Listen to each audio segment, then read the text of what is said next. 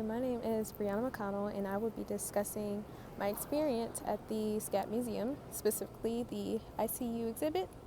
So, right off the bat, just walking into the art museum, I loved it.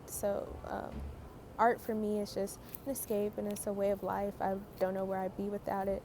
So, just being able to experience, new artists and the way they think through their work and their art, I think is a beautiful thing. It's very inspiring for me, so I definitely enjoyed being there, just the atmosphere of it all, especially for artists, all of us here at the school. Art is a big part in our lives, so just being at an art museum is just, it's like being at home. So for me personally, a lot of people don't think about what a writer's perspective is for a physical piece of work or a visual piece of work.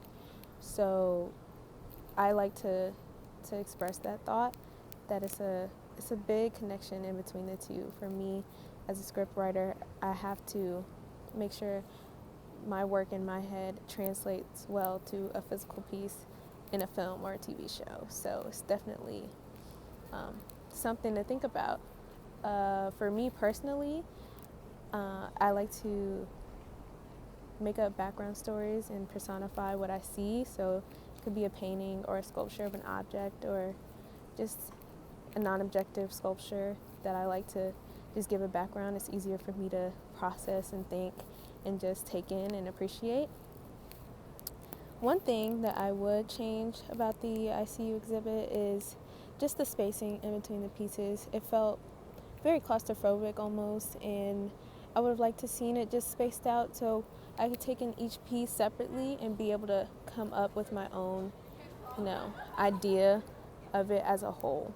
So that's definitely something that I would consider, maybe the museum doing differently than what they're doing or how they had it laid out this time.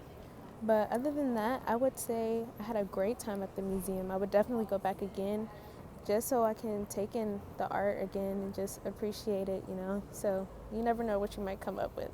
So definitely I enjoyed myself. And that was my take on the SCAD Museum.